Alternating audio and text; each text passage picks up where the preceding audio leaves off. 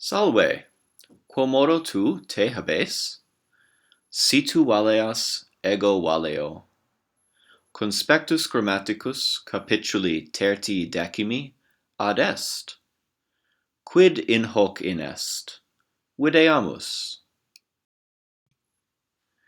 In this chapter, we're going to cover a lot of different points. The big point, perhaps, is the middle point here, the third point, declinatio quinta. But the other points are also important, and some of them are going to be a bit more tricky. In this video, we're going to cover the first 2 points, cardinales atque ordinales numeri et adjectiva superlativa. Let's get going. Okay, we're going to start with our first topic today, which is numeri ordinales. We already know numeri cardinales, so we need to first understand what's the distinction. Numeri cardinales are numbers that stand by themselves. So they're numbers like 1, 2, or 3. If I say there are 3 students in the room, that implies just that there are 3 students in the room, not anything else. Numeri ordinales, however, are numbers that come in a certain order. So if I say that he was the 5th student in the room, that implies that there's 4 others who were there before him. There may even be a 6th student who joins afterwards. So look below the top of the slide here. We see the phrases discipuli tres and discipulus tertius, mala quatuor et malum quartum, femina una et femina prima. Which column contains the numeri cardinales and which contains the numeri ordinales? Think about it for a minute.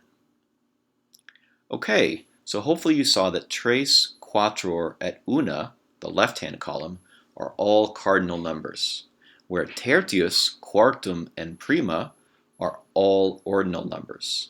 These imply an order: a 4th apple, a 3rd student, the 1st woman. Eve, for example, was the 1st woman. Eve erat femina prima. So, what we can see about ordinal numbers are a few things.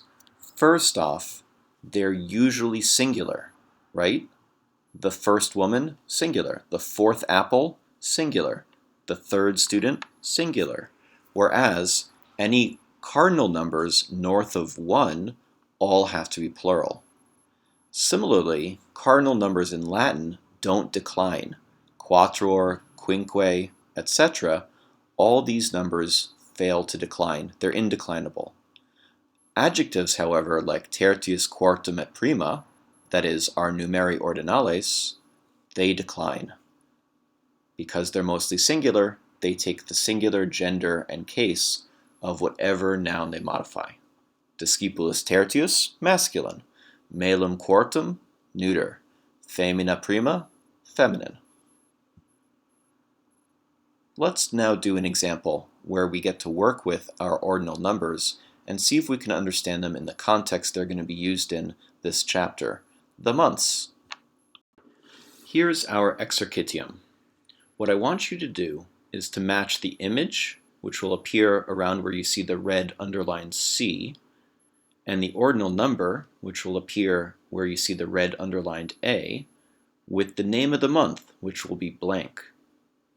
There will also be a short Latin sentence where you see the red underlined D that will provide extra context clues. So if I said blank est mensis octavus, then I would be looking for Augustus. Quod Augustus mensis octavus est. August is the 8th month. You want to try? Let's try one together. Blank est mensis decimus. Dies festus horribilis hoc mense est.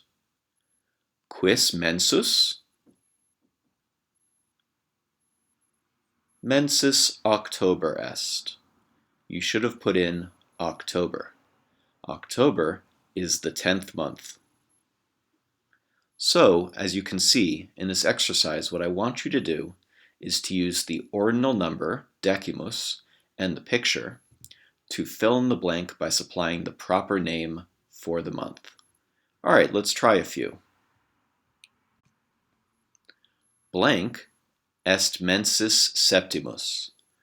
Dies natalis Americanus hoc mense est. Can you name the month?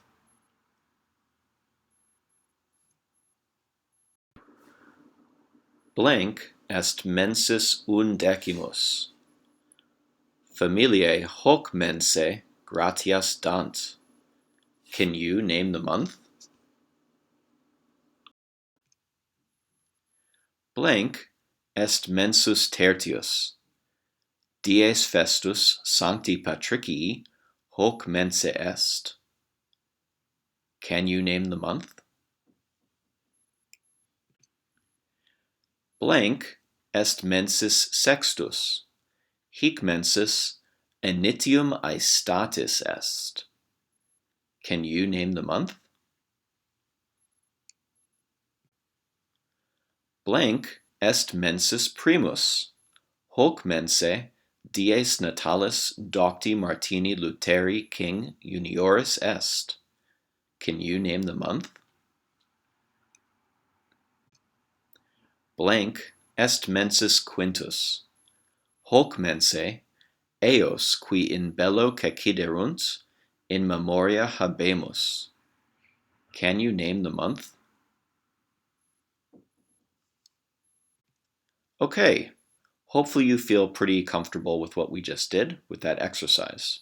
It briefly points out that ordinal numbers follow a sequence, just as one month follows another. We're now going to talk about adjectiva superlativa. Sunt tres gradus adjectivorum, positivus, comparativus, et superlativus. In pictura sunt montes tres. Mons primus, at the right side, lowest down, mons secundus, in the middle, and mons tertius, on the far left. Mons primus est mons altus. Altus est adjectivum positivum. Mons secundus est mons altior. Altior est adjectivum comparativum. We can say mons secundus est altior quam mons primus. Itane? Mons primus est altus, sed mons secundus est altior. And now we have our new concept. This is the superlativus. Mons tertius est altior quam mons secundus et mons primus. Ergo mons tertius est mons altissimus. This is the form of our superlative adjective in Latin, altissimus, altissima, altissimum, in the masculine, feminine, and neuter.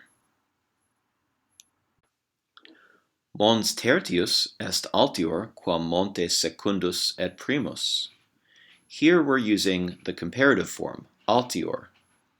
This is because the third mountain is taller than the other two mountains. It's true, right? So we can still use the comparative form here. But we can also say mons tertius est altissimus. Cur? Quod mons tertius est altior quam montes secundus et primus. Ergo mons tertius altissimus est. So the adjective altissimus implies that this mountain is the tallest in the group that it belongs to. Here, this does not imply that we're looking at the tallest mountain ever, right? It simply implies that this mountain is the tallest of those three. Okay, so now we're done with our first video. I hope you found it clear and useful. When you're ready, move on to the next video, which will begin by discussing the fifth declension. I'll see you there. Valete omnes!